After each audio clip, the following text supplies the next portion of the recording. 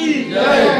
रविदास शक्ती अमर रहे। रविदास शक्ती अमर रहे। रविदास शक्ती अमर रहे। डॉक्टर बाबासाहेब आंबेडकरांचा विजय असो। डॉक्टर बाबासाहेब आंबेडकरांचा विजय असो। धन्यवाद सर। या ठिकाणी चला समोर धन्यवाद सर्व मान्यवर स्थानापन्न व्हावे। या कार्यक्रमाच्या निमित्तानं कार्यक्रमाची पार्श्वभूमिका आपल्याला सांगितलेली आहे।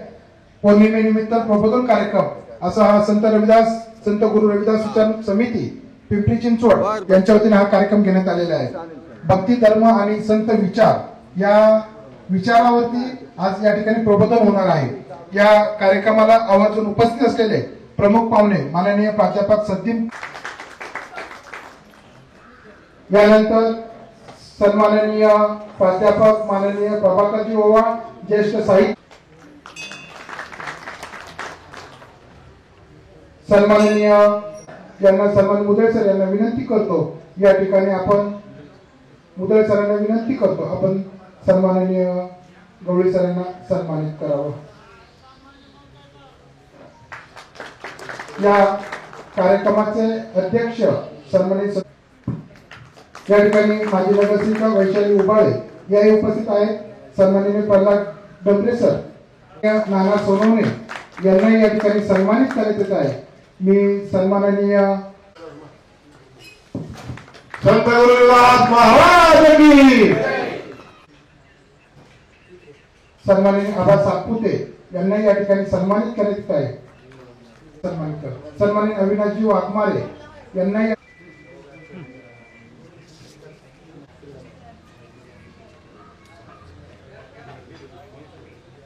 सन्माननीय भागवत मोरे यांना या ठिकाणी सन्मानित करत आहे। धन्यवाद। सन्माननीय गणेश मोरे यांना या ठिकाणी सन्मानित करत आहे। सन्माननीय बाबू सूर्यवंशी आपणास विनंती आहे।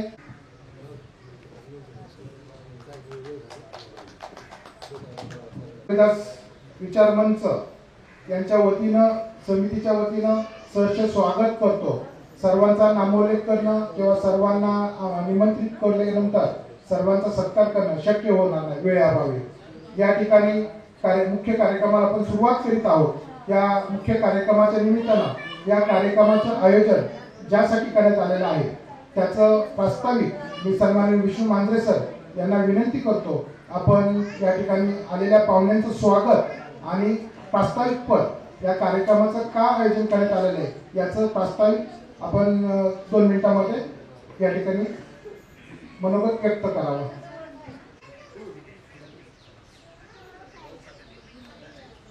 करा सुरू। महाकारुणिक तथागत गौतम बुद्ध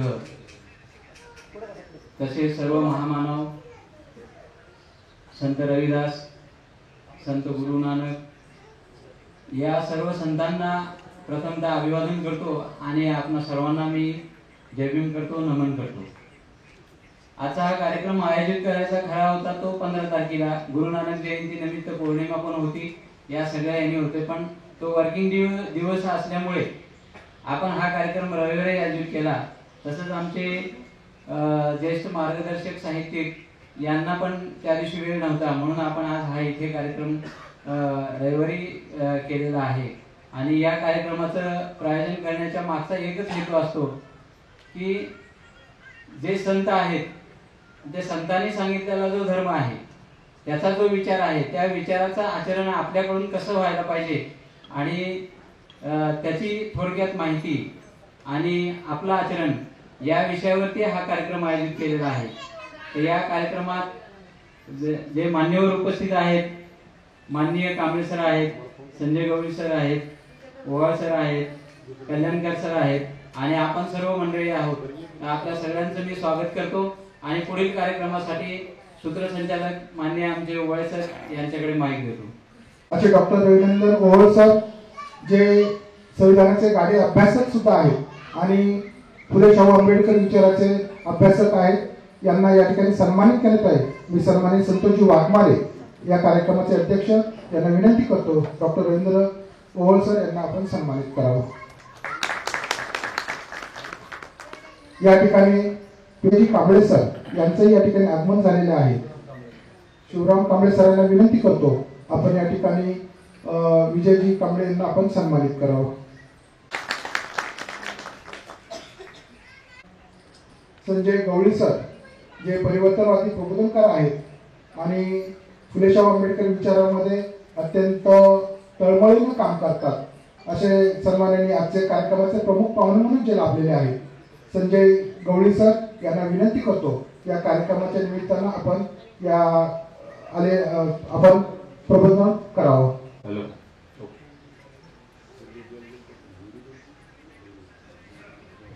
दीन, दुःखी, वंचित, शोषित, पीडित अशा सर्व मानवांचा उद्धार करणारे या जगातील सर्व संत महापुरुष यांना विनम्र अभिवादन करतो.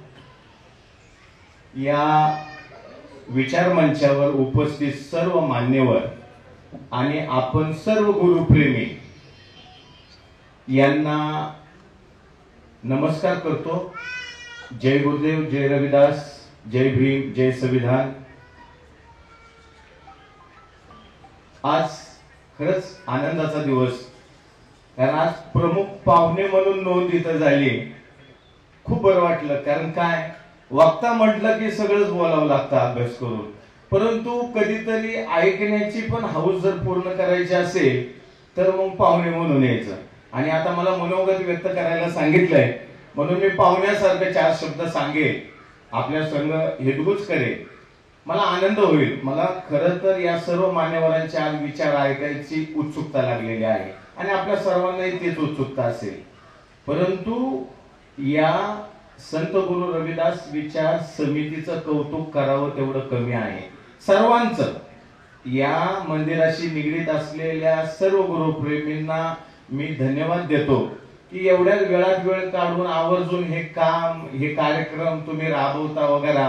सर्वात पहिल्यांदा तुमचं कौतुक करावं तेवढं कमी आहे. आणि म्हणून आजच्या या आनंदाच्या क्षणी, आनंद म्हणजे दोन्ही गोष्टीचा मिळून आला, ज्याला दुग्ध शर्करा योग म्हणतात. जसं की आपले गुरु नानक देवजी यांची जयंती आणि बिरसा मुंडे यांची जयंती दोन्ही 15 नोव्हेंबर. तेव्हा सांगायला आनंद वाटेल की जगद्गुरु रविदास महाराजांचा जन्म सुद्धा पौर्णिमेचाच. आता ती माघ पौर्णिमा, ही कार्तिकी पौर्णिमा. आता ही पौर्णिमा म्हटलं की नक्की काय, तर आपण जी प्राकृतिक रचना आहे तिकडे न जाता आपण पौर्णिमेचं महत्व असं घेऊया की अंधाराकडनं प्रकाशाकडे, अज्ञानाकडनं ज्ञानाकडे. म्हणजे गुरु नानकांच्या जयंतीचा उत्सव हा प्रकाश पर्व म्हणून सुद्धा साजरा केला जातो. तेव्हा जवळपास जगद्गुरु रविदास महाराजांच्या बाबतीत म्हटलं जातं की 1433 की माघ सुदी 15 दुखियों के कल्याण हित प्रगटे गुरु रविदास. 1433 आणि गुरु नानक 1469, म्हणजे जवळपास 36 वर्षांनी जगद्गुरु रविदास महाराज मोठे होते असा आपण अंदाज लावू शकतो. आणि ह्या दोन्ही पौर्णिमेंना जन्म, तेव्हा आपल्यासाठी हा एक खूप चांगला असा संदेश आहे की बाबा हो, अंधाराकडून प्रकाशाकडे या, म्हणजेच अज्ञानाकडनं ज्ञानाकडे या. आता हे कुणाच्या ज्ञानाकडे यायचं, म्हणजे केवळ आम्ही पुस्तकी ज्ञान न घेता, म्हणजे जसं वाचक गुरु शिकवतात आम्हाला शाळा कॉलेज मधून ती डिग्री घेऊन नोकरीला लागण्यापर्यंत, परंतु जीवन म्हणजे काय, माणूस म्हणजे काय हे समजून जर घ्यायचं असेल, त्याचप्रमाणे ईश्वर म्हणजे काय, प्रकृती म्हणजे काय, त्याचबरोबर विज्ञान आलं, सगळ्याच गोष्टी आलं. ह्या 4ही अंगाने जर आम्हाला माणूस घडवायचा जर असेल तर आम्ही उत्तम ज्ञानाकडे आलं पाहिजे. आणि ते सर्वोत्तम ज्ञान आम्हाला संतांच्या चरणी मिळलं जातं. आणि म्हणून संतांचे ग्रंथ आम्हाला तारू शकतात, आम्हाला वाचू शकतात, चांगलं जीवन देऊ शकतात. आता सांगायचं झालं तर जगद्गुरु रविदास महाराज आणि गुरु नानक यांनी एकत्र काम केल्यामुळं किंवा एकाच ठिकाणी असल्यामुळं आपल्याला यांच्या संदर्भात भरपूर संदर्भ मिळतात. आता जसं की सच्चा सौदा आहे. जगद्गुरु रविदास महाराजांच्या बरोबर गुरु नानक यांनी काम केलं किंवा गुरु नानकांच्या बरोबर जगद्गुरु रविदास महाराज हे होते. तर गुरु नानकांच्या वडिलांनी ज्यावेळेस 20 रुपये गुरु नानकांना दिले की आता बस झालं बाबा, ते कीर्तन भजन समाजसेवा, आता काहीतरी उद्योगधंद्याला लागा, हे करा ते करा.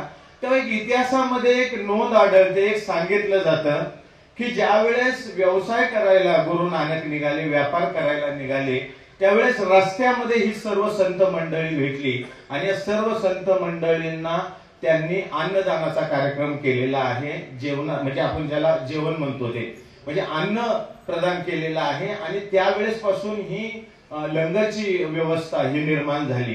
तेव्हा या सगळ्या गोष्टीला सच्चा सौदा म्हणतात, खरा सौदा, खरा व्यवहार म्हणतात. अशी अनेक उदाहरणं आपल्याला आढळतील. आता साहजिकच आपल्याला मान्यवर वक्ते जे आहेत त्यांच्या मुखातून आपल्याला हे सगळं माहिती मिळेलच की त्यांचा जन्म कुठं झाला, कधी झाला. म्हणजे आज पंजाबमध्ये तळवंडी नावाचं गाव आहे रिवा नदीच्या शेजारी, तिथं त्यांचा जन्म झाला. मृत्यू सुद्धा करतारपूरला झाला. तसंच बिरसा मुंडेंचं पण कार्य खूप मोठं आहे. झारखंडमध्ये त्यांनी खूप मोठं असं काम केलेलं आहे देशासाठी, समाजासाठी. त्यांचंही नाव अलौकिक आहे. जीवन गौरव असे साध्य करणारे हे सर्व संत महापुरुष. परंतु आम्ही जगत असताना या संतांच्या विचारांकडे जर जाणीवपूर्वक बारकाईने जर बघितलं तर आम्ही आमचं जीवन कशा पद्धतीने जगावं याचं खरोखर जिवंत प्रत्यय याच्यामध्ये येतो. आता गुरु नानकांच्या विषयी एक कथा सांगितली जाते की एका श्रीमंत घरामध्ये ज्यावेळेस ते मुक्कामी होते पाहुण्यांकडे, त्यावेळेस भेट काय द्यायचं जाताना म्हणून त्यांनी एक सुई दिली.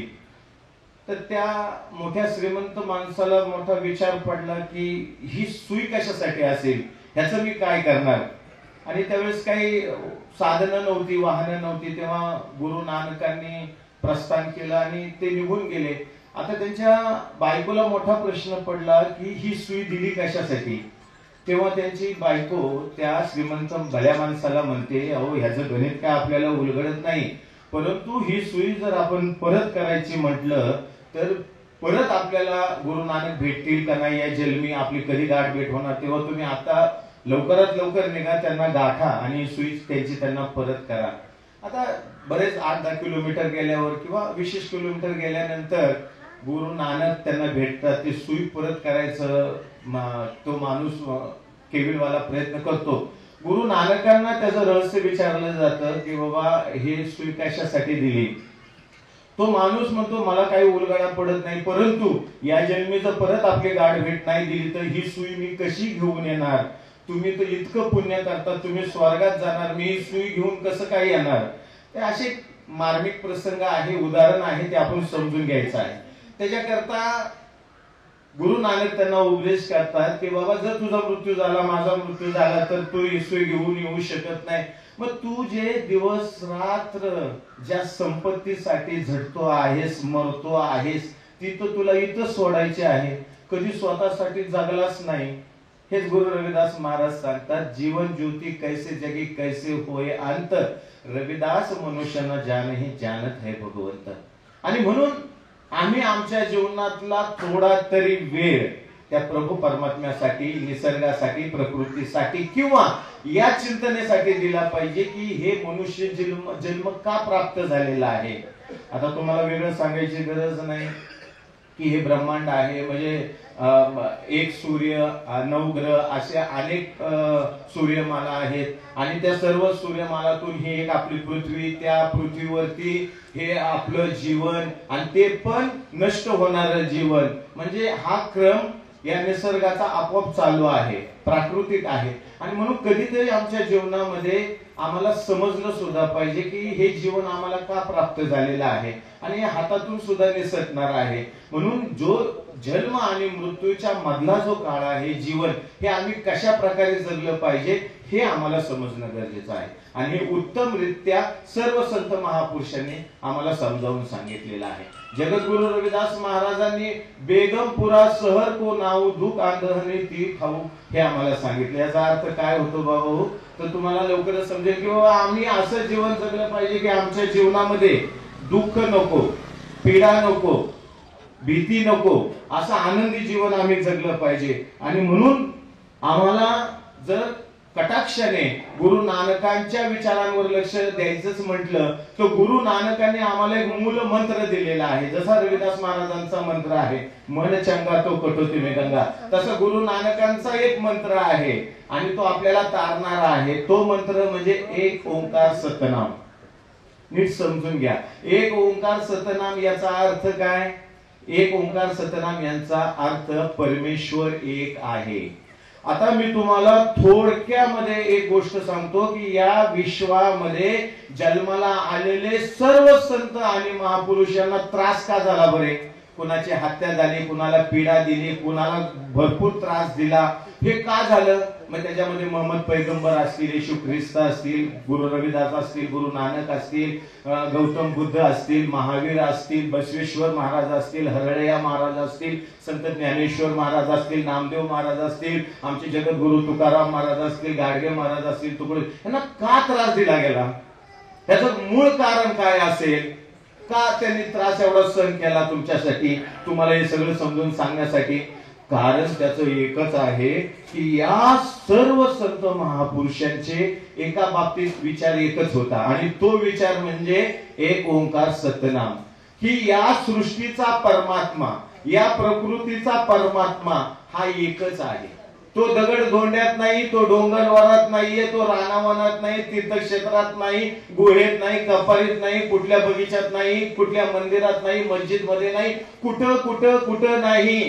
तो प्रभू परमात्मा तुमच्यातच सामावलेला आहे. आता गुरु रविदास महाराजांनी किती सुंदर उदाहरण दिलं पहा. का मथुरा का द्वारका का काशी हरिद्वार, रविदास खोजा दिल अपना तो मिल्या दिलदार. अरे प्राण्या, मथुरा द्वारका काशी हरिद्वार इथं परमेश्वराला काय बांधून ठेवले का? तो प्रभू परमात्मा तो तुमच्यातच आहे. तुम्ही त्याला शोधा.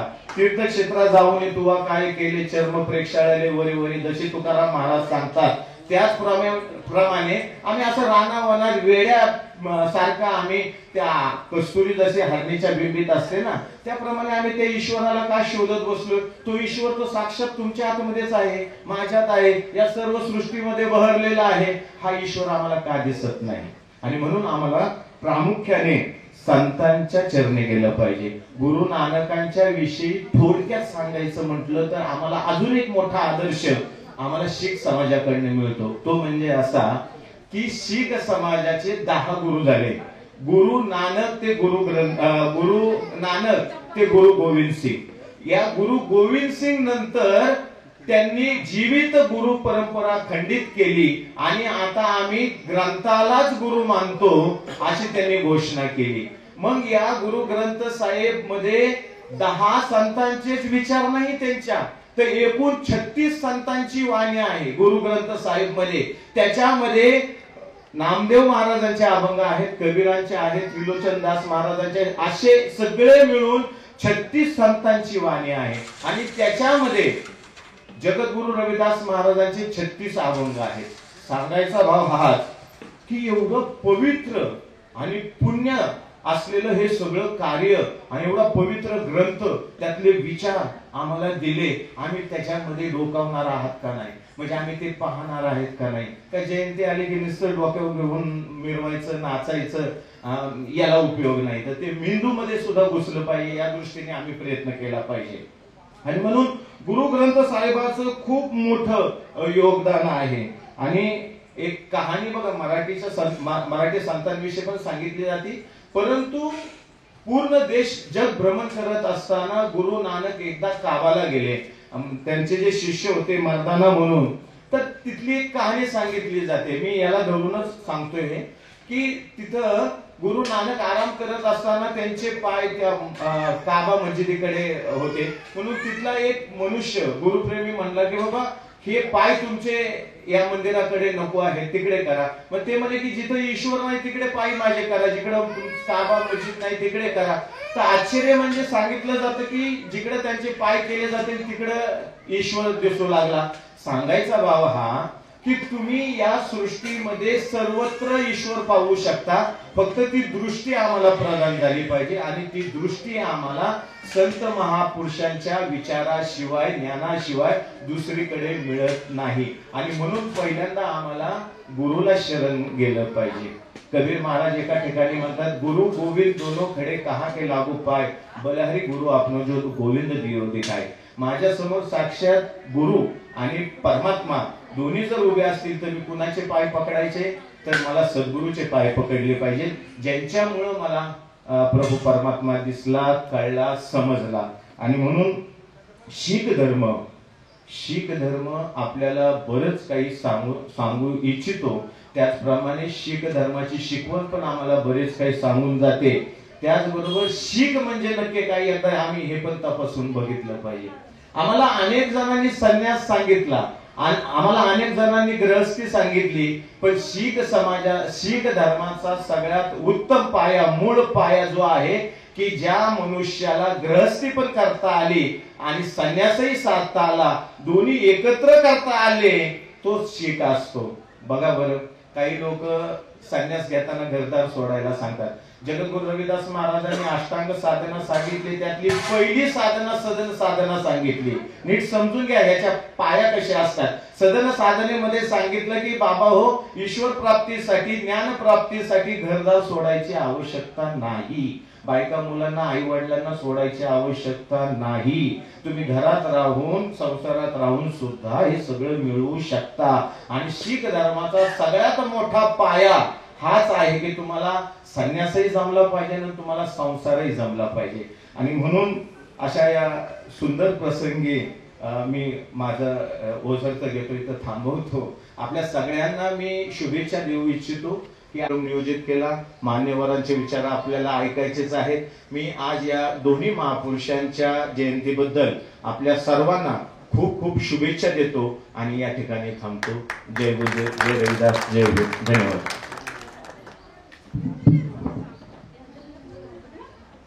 धन्यवाद कवळे सर.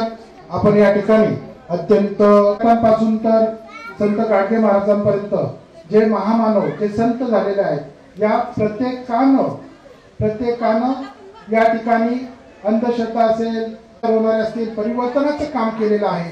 आणि या महामानवांच्या विचारामध्ये आपण संत रविदास असतील, संत गुरु नानक असेल, संत तुकाराम असेल, यांचे विचार आज आमच्यासमोर सांगितले. धन्यवाद सर.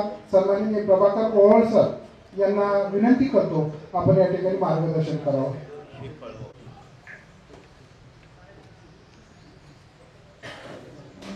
प्रथमतः तथागतांना वंदन. आज या ध्यान केंद्रामध्ये संत रविदासांची आपण पौर्णिमेच्या निमित्तानं जयंती साजरी करीत आहात. आणि संत रविदासांना आपण जगद्गुरु म्हटलेला आहे. भारतामध्ये नव्हे जगामध्ये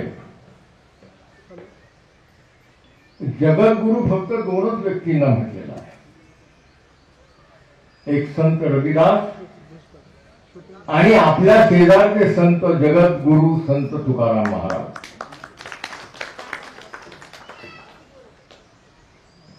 खरं तर सर्व संतांना मी त्रिवार अभिवादन करतो. या ठिकाणी मला ज्यांनी बोलवलं ते माझ्याबरोबर विपश्यना साधना करणारे मुगळे सर, त्यांच्या सुविद्य पत्नी श्रीमती मुगळे, ज्यांनी आता आपलं विचार प्रकट केले ते संजयजी गवळी, परिवर्तनवादी प्रबोधनकार. प्राध्यापक संदीप कल्याणकर इथे आहेत, तेही माझ्यानंतर बोलणार आहे. मांजरे माझे मित्र आहेत आणि उबाळे सर, श्रीमती उबाळे ताई, माझ्याबरोबर आलेले दीपक भालेराव, सिद्धार्थ भालेराव आणि आपण सर्व मंडळी या परिसरातली. खरं तर मी विषय असा आहे की भक्ती, धर्म आणि संत विचार असा एक विषय आहे. आणि मी नेमका कोणतं लिखाण करतो हे मला मीच गडबडलो यांना विषय सांगून की मग विषय कोणता द्यावा. हे म्हणजे काहीतरी असा विषय द्या की तो तुमच्या लिखाणाला धरून. आता मी कोणतं लिखाण करतो तुम्हाला सांग. मी पहिल्यांदा लिखाण करतो ते लोककला, लोकसाहित्य, लोककाव्य. म्हणजे थोडक्यात सांगायचं झालं तर मी सगळ्यात मोठं लिखाण केलंय ते शाहिरीवर, दुसरं लिखाण केलंय ते लावणीवर आणि तिसरं लिखाण केलंय महाराष्ट्रातल्या फॉक लोककलेवर म्हणजे तमाशावर. मग नेमकं मी कशात बोलणार तर माझ्या डोक्यामध्ये असं आहे की भक्ती, तुम्हाला गंमत सांगतो, भक्ती कुठून आली. संतांमध्ये, देशातल्या संतांमध्ये किंवा सुफी संत, आपण जगातल्या सगळ्या संतांमध्ये जी भक्ती मार्ग आहे तो भक्ती मार्ग हा साहित्यातून, हा कलेतून, हा नृत्यातून. बघा नीट समजून घ्या, साहित्य, कला, नृत्य आणि संगीत यातून भक्ती मार्ग निर्माण झालेला आहे. आणि म्हणून संतांनी आपल्याला काय जर दिला असेल सगळ्यात महत्वाचं तर तो दिला म्हणजे भक्ती मार्ग. हा भक्ती मार्ग कसा दिला तर अर्वाचीन काळामध्ये यज्ञाला प्राधान्य दिलं जायचं, चातुर्वर्ण्याला फार मोठं प्राधान्य दिलं जायचं. आणि यज्ञ आणि मंत्र याच्याद्वारे इतरांना तुच्छ मानलं गेलं. तो काळ भगवान गौतम बुद्ध तथागतांचा होता. आणि तथागतांनी या देशामध्ये नव्हे या जगामध्ये पहिली क्रांती केली की त्यांनी हा मानवाचा, माणसाचा आणि त्याच्या विचाराचा धर्म स्थापन केला ज्याला तथागताचा धर्म म्हणतात. इसवी सन पूर्व 503 म्हणजे आज बरोबर 2500 वर्षापूर्वीचा काळ. मगाशी एका वक्त्याने सांगितली की पौर्णिमा. मी पौर्णिमेला खूप महत्व याच्यासाठी देतो की भगवान गौतम बुद्ध पौर्णिमेला जन्मले, जसे रविदास जन्मले. भगवान गौतम बुद्धांना पौर्णिमेच्या दिवशी ज्ञानप्राप्ती झाली आणि भगवान गौतम बुद्धांचं महापरिनिर्वाण सुद्धा पौर्णिमेच्या दिवशीच झालं. संत रविदास आपण मानत असताना या गोष्टी सुद्धा लक्षात ठेवल्या पाहिजे. मी भक्ती याच्यासाठी सांगितली की भक्ती मार्ग हा या गुरु नानक, संत कबीर आणि संत रविदासांनी निर्माण केलेला आहे. महाराष्ट्रामध्ये जे काही सर्व संत झाले, आता संत कोण झाले बघा. संत विचार मांडणारे संत म्हणजे माझ्या मते शांत, ज्याचा अर्थ असा मी करतो की शांत, ज्यांनी सर्व इंद्रियावरती ताबा मिळाला त्याला संत म्हटलेला आहे. या संतांनी तुम्हा आम्हाला माणुसकीचं ज्ञान दिलेलं आहे. म्हणून दुसरा विषय धर्म आहे. आणि धर्माची व्याख्या करत असताना मी काय म्हटलं, धर्म म्हणजे ज्ञान आणि अधर्म म्हणजे अज्ञान. दोन किती साधे विषय. धर्म म्हणजे काय, ज्ञान. कशाचं ज्ञान, तुम्ही कसं वागावं, कसं राहावं, कसं बोलावं, समाज व्यवस्थेमध्ये काय निर्माण करावं, हे धर्माने तुम्हाला सांगितलेलं आहे. बाकी जगातले सगळे धर्म हे मृत्यूनंतर काय होईल हे सांगत राहतात. मृत्यूनंतर माणसाचं काय होईल, त्याला स्वर्ग प्राप्ती होईल का, त्याला मुक्ती मिळेल का, हे सगळे धर्म सांगत राहतात. मग तो ख्रिश्चनांचं बायबल असू द्या, मुस्लिमांचा, महम्मदांचा धर्म असू द्या, किंवा पुरातन काळातला वैदिक धर्म असू द्या, हे सगळं आपल्याला मुक्ती मुक्ती कोणी बघितली मुक्ती? आम्ही विपश्यना ज्यावेळेस करतो, मला वाटतं संत रविदास आणि बुद्ध यांचं एक अतूट नातं आहे, अतूट नातं आहे. त्याचं कारण असं आहे की या मंडळींना धर्म संस्थापक म्हणतायत आणि मी म्हटलं भक्ती मार्गाने हे गेलेले आहेत. तर मीराबाईंनी संत रविदासांचे दोहे अतिशय अतिशय तल्लीन होऊन गायलेले आहेत. संगीतामध्ये इतकी ताकद आहे. मग संगीत का निर्माण केलं जातं? भक्ती मार्गामध्ये साहित्य का निर्माण झालं? भक्ती मार्गामध्ये लोककला का निर्माण झाल्या? लोककथा का निर्माण झाल्या? तुम्ही आम्ही जे घडलं रामायण महाभारत कुणी लिहिलं? आमच्यावर सातत्यानं बिंबवलं गेलं की रामायण महाभारत ज्यांनी लिहिलं त्यांनी नाही. रामायण महाभारत हे आमच्या जुन्या काळापासून लोककथा सांगत होती. माणसं एकमेकांना लोककथा कथा सांगायचे. आमच्या जुन्या माणसांना काहीच लिहिता वाचता बोलता येत नव्हतं का?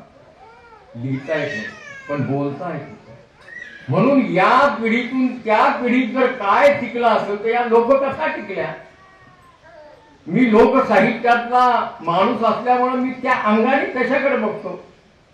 संतांना त्या अंगातून बघतोय की महाराष्ट्रातलेच नव्हे तर देशातले सगळे संत जे झाले ते एका विशिष्ट जातीचे झाले. त्या जातीला आपण अस्पृश्य मानलं, ज्या जातीने दुसऱ्या जातीचा द्वेष केला, मत्सर केला, हेवा केला, माणुसकी नाकारली, तुम्हाला माणूस म्हणून जगण्याचा अधिकार नाकारला, ही सगळी मंडळी या सगळ्या मंडळींनी जो धर्म स्थापन, मग गुरु नानक असू द्या, संत रविदास असू द्या, कारण आमच्याकडचा जो भागवत धर्म आहे, जो वारकरी संप्रदाय, त्याच्यामधली जी संत परंपरा आहे ती संत परंपरा सगळे गाव देशीच्या बाहेरचे लोक आहेत. संत तुकाराम सुद्धा हे काय उच्चवर्णीय नाही. संत ज्ञानेश्वरासारखा किंवा संत एकनाथासारखा उच्चवर्ण संत आहे. एकनाथाबद्दल मला थोडंफार सांगितलं पाहिजे. कारण संत एकनाथांना किंवा संत ज्ञानेश्वरांना संस्कृत वाङ्मय यायचं. संस्कृत बोली ब्राह्मणांकडून त्यांनी घेतली होती उपजत. मला माझा एक परवा मित्र भेटला आणि तो म्हटला, मी म्हटलं बाबासाहेब आंबेडकरांना संस्कृतच शिकू दिलं नाही. उबाळे सर, त्यांची जर सगळी तत्ववेत्याची सगळी जर मांडणी बघितलं तर संस्कृत प्रचूर बाबासाहेब होते. आणि त्यांनी हळहळ व्यक्त केली, जर मला संस्कृत जर आला असतं किंवा शिकवलं असतं कुणी तर मी या भारतातल्या सर्व वेदांचा अभ्यास केला असता, पुराणांचा अभ्यास केला असता आणि मी माझी मतं मांडली असती. आम्हाला संस्कृत सुद्धा शिकण्याचा अधिकार नव्हता. आम्हाला प्राकृत भाषेमधून शिकण्याचा अधिकार होता. प्राकृत भाषा म्हणजे आपली मराठी भाषा, साधी सोपी सरळ. आणि म्हणून संतांनी जे जे आपल्याला ज्ञान दिलंय, तत्वज्ञान दिलंय, उपदेश केलेला आहे ते सर्व संत अस्पृश्य होते. लक्षात घ्या. संत तुकोबा बघा, गोरा कुंभार बघा, सावता माळी बघा, हा तुकाराम महाराज सुद्धा कुणबी होते. बरे झालो बा कुणबी जन्म आलो, नाही तर दंभे मेलो असतो. कुणब्याच्या पोटी जन्माला आले, मराठा नाही. हे चुकीचं आहे. आमचा चोखोबा विठ्ठलाला प्रमाण मानायचा. विठ्ठलाचा एकरूप झालेला चोखोबा, त्याला सुद्धा जातीचं लेबल लावलं गेलं. महाराचा तुकोबा, मराठ्याचा चोखोबा, सॉरी चोखोबा महाराचा, तुकोबा मराठ्याचा. पण तुकोबा मराठ्याचा नव्हता. तुकोबा हा कुणब्याचा होता. आणि किती हाल केले विठ्ठलासाठी. विठ्ठल म्हणजे डॉक्टर आंबेडकरांनी एक निबंध लिहिला आणि त्यांच्या लक्षात आलं का विठ्ठल पांडुरंग दुसरा तिसरा कुणी नाही, तो बुद्धाचं रूप आहे. आणि तो निबंध त्यांनी शेवटी म्हणजे 6 डिसेंबरच्या अगोदर त्यांनी लिहिला आणि त्यांना भारत संशोधन केंद्रामध्ये पुण्यामध्ये तो वाचायचा होता. जर तो वेळेवर आला असता तर सगळी गडबड उडाल्या, चिकित्सा करणारी मंडळीच राहिलेली नाही. कारण आम्हाला गावकुसा बाहेर सातत्याने ठेवलं आणि त्या चोखोबावर सुद्धा आळ घातला. आणि म्हणून चोखोबा एका अभंगामध्ये म्हणतात, धाव धाव विठू आता चालू नको रे मंद, बडे मग मारी थी ऐसा कौरसा अपराध. अरे मला बडे मारतात, तर मी काय अपराध केलाय? मला मंदिरामध्ये जाऊ द्या, त्या विठ्ठलाचं रूप पाहू द्या. संत रविदासांचं रूप असेल. एका जातीचं लेबल लावलं म्हणून म्हटलं की धर्म म्हणजे ज्ञान. अरे धर्माला धर्म म्हणजे तरी काय हो, काय धर्म आहे तुम्ही सांगितलं? शाश्वत धर्म आहे, सनातन धर्म आहे. धर्म कशाला म्हणताय? धर्माचा अर्थ आहे की सूर्याचा धर्म आहे रोज उगवणं. सूर्याचा धर्म काय? रोज उगवणं. सूर्य रोज उगवतो त्याचा धर्म आहे. आणि सूर्य असं म्हणत नाही की हा या आळीला राहतो, तो वरच्या आळीला राहतो, हा ब्राह्मण आळीला राहतो, याला मी पूर्णपणे ऊन देईल, याला प्रकाश देईल, आणि जो गावकुसा बाहेर राहतो त्याला कमी प्रकाश देईल. नाही. या पंचतत्वांमध्ये धर्माची व्याख्या नैसर्गिक आहे की आम्ही चुकलो. संतांनी नेमकं तेच सांगितलं. सूर्याचा धर्म समानतेनं आपल्याला प्रकाश देणं. वायूचा धर्म, वाऱ्याचा धर्म काय? तो म्हणतोय का की अरे ब्राह्मण वाड्यामध्ये मी सर्वात शुद्ध हवा दिली? नाही. वरच्या मजल्यावर 100व्या मजल्यावर राहणाऱ्या माणसाला सुद्धा तो तेवढीच हवा देतो जो झोपडपट्टीत राहणारा अस्पृश्य असतो, दलित असतो, वंचित असतो. हा त्या वाऱ्याचा धर्म आहे. सर्वांना समान वारं देणं, सर्वांना समान प्राणवायू देणं, सर्वांना समान जगवणं. पाण्याचा धर्मही तसा. वाहती नदी असं म्हणत नाही की मी आता वरच्या वाऱ्याला वेगळं पाणी देणार आणि खालच्या शूद्रांना वेगळं पाणी देणार. त्याचा धर्म आहे. आग्नीचा धर्म तो आहे की सर्वांना समान आग्नी देणं.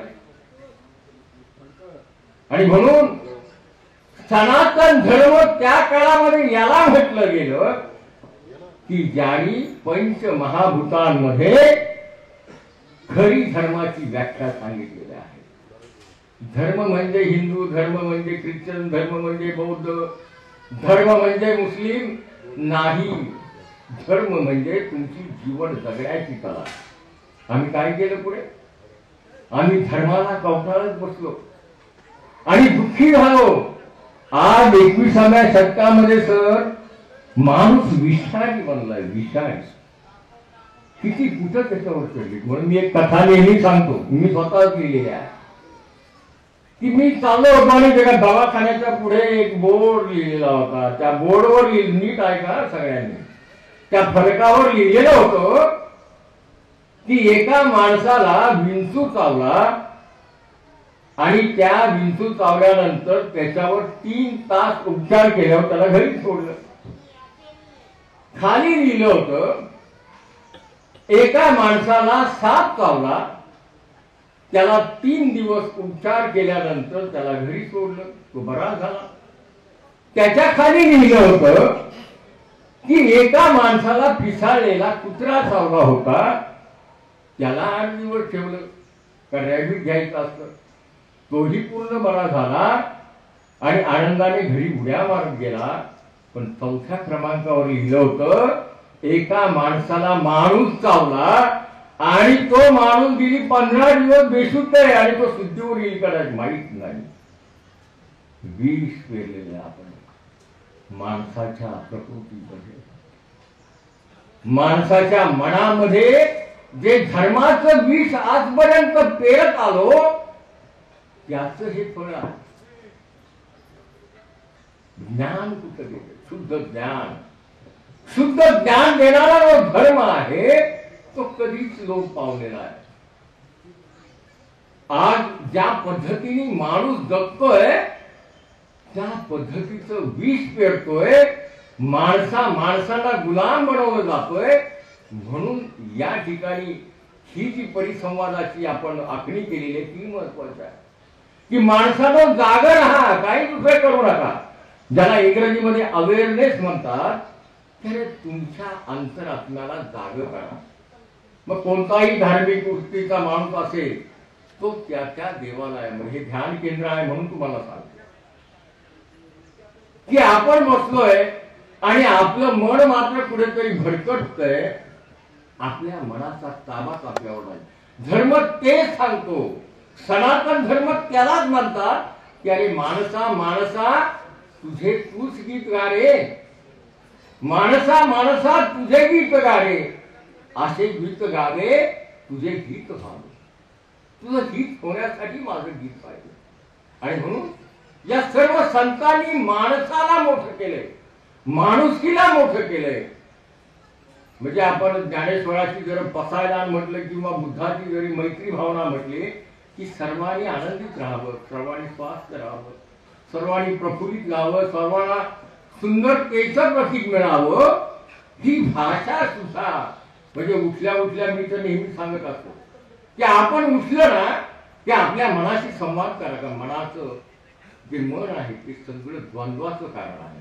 आणि म्हणून मनाला सांगा की बाबा हे संत रविदासांनी सांगितलं, गुरु नानकांनी सांगितलं, बुद्धांनी सांगितलं, हे मना तू जागा हो रे, हे मना तू खूप आनंदी राहा रे, हे मना तू शांत राहा, तू प्रसन्न राहा, तू प्रफुल्लित राहा. ही मनाची संकल्पना आहे. कारण मूळ धर्म अवेअरनेस असलेला जागृत धर्म तुम्हाला शिकवला गेला नाही. जे शिकवलं गेलं ते काहीतरी जड शिकवलं गेलं.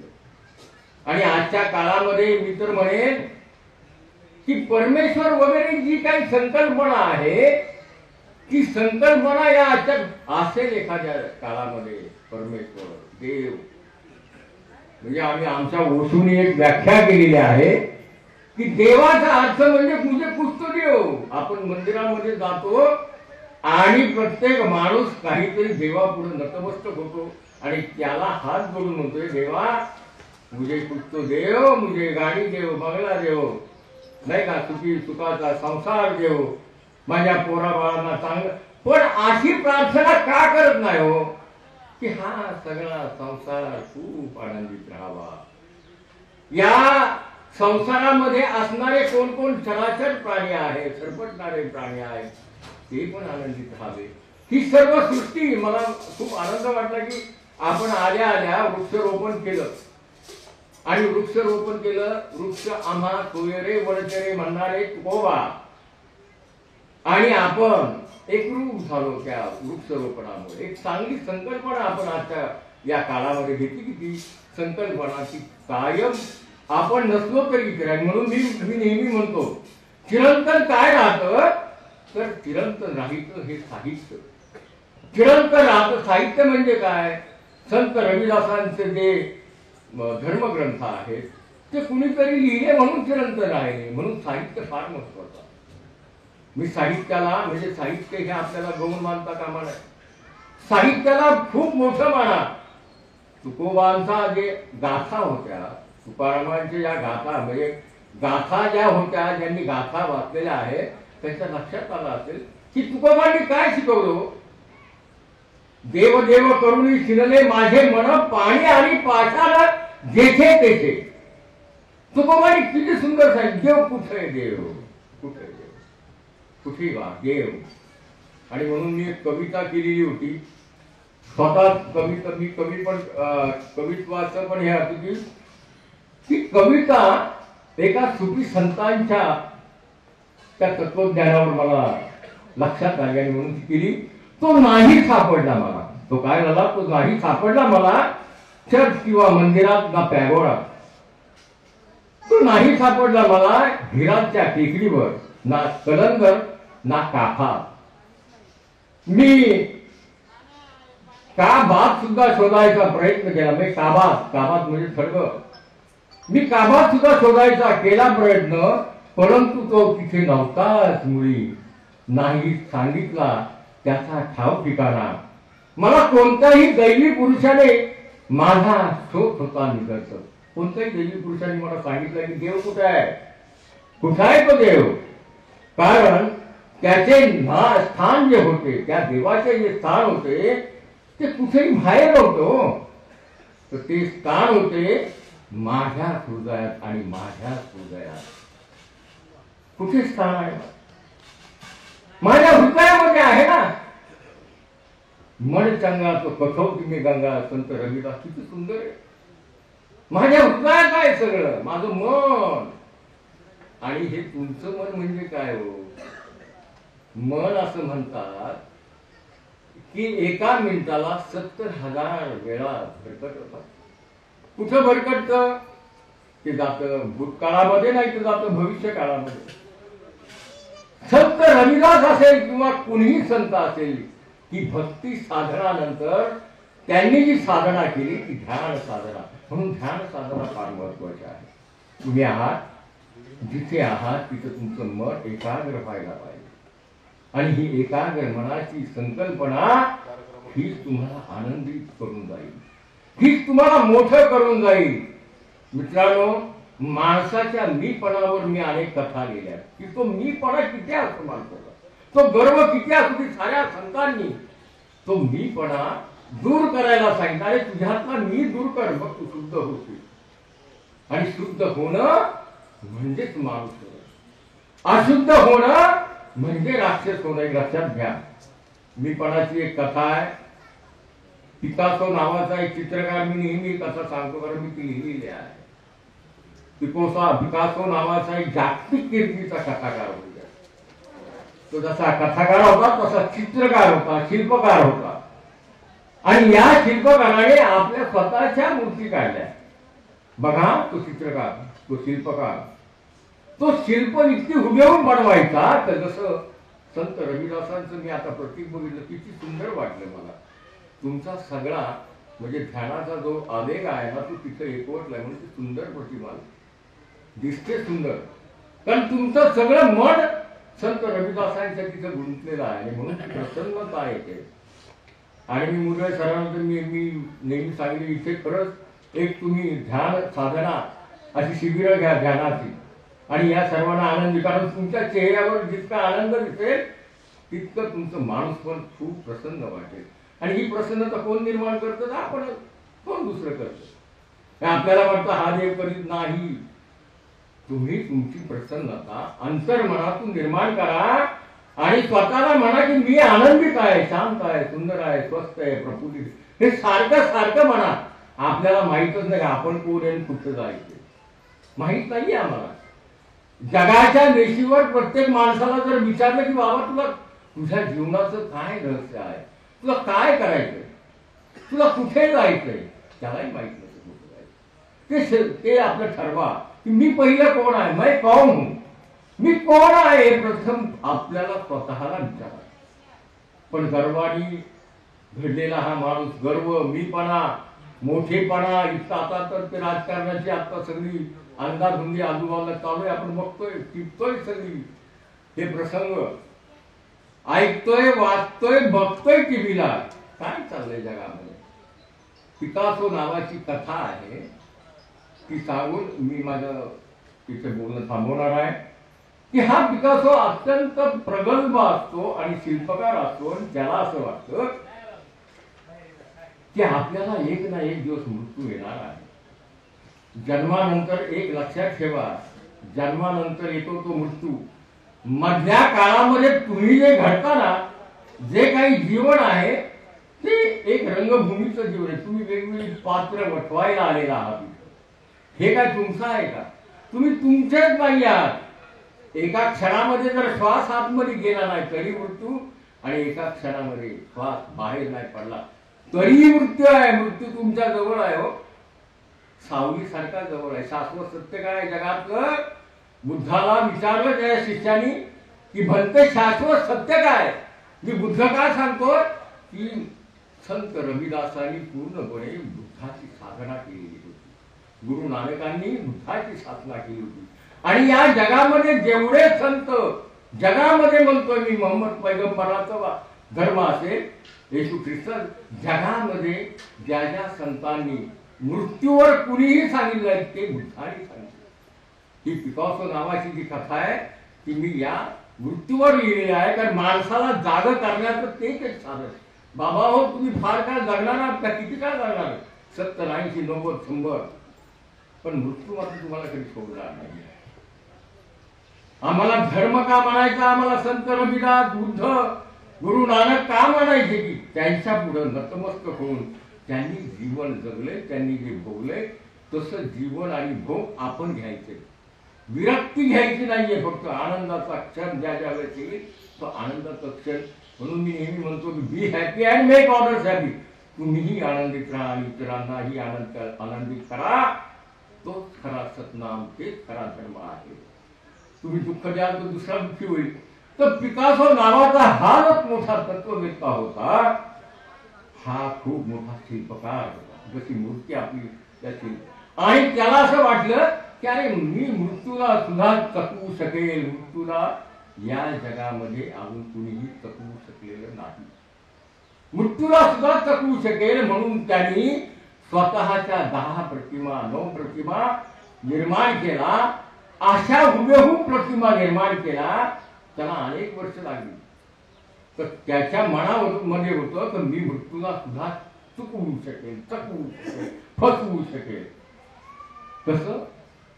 माणसांमध्ये जर मीपणा आला तर तो मीपणा त्याच्या मृत्यूला कारणीभूत होतो.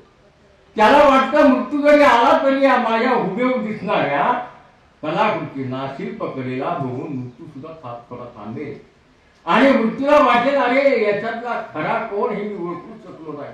इतक्या त्यांनी हुबेहूब फक्त श्वास त्याच्यामध्ये घ्यायचा अंतर होतो. आपण कलाकृती बघतो अनेक कलावंतांची, शिल्पकलेची. आणि मग आता तो मृत्यू कधी ना कधी येणारच. त्यांनी फार मोठा राजवाडा बांधला. का सोडून? हा जपानची कथा आहे, इसापनीतीतली कथा आहे. तरी राजवाडा बांधला, इतका सुंदर बांधला की शेवटच्या क्षणामध्ये मृत्यूने त्याच्या दरवाज्यावर खटखट केला. आला आतमध्ये. ज्याला कळालं की मृत्यू आलाय, हा पटकन 9 मूर्त्या ज्या होत्या त्याच्यामध्ये जाऊन 10वी मूर्ती म्हणून उभा आहे. हुबेहूब पिकॉसच्या सगळ्या मूर्त्या हुबेहूब होत्या. आणि त्याला वाटलं की आता हा मृत्यू परत जाईल.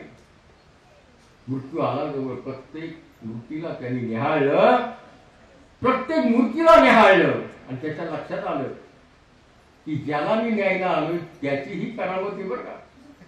आणि तो सुद्धा मला फसवू इच्छितोय हे त्याच्या लक्षात आलं. मृत्यू जातो.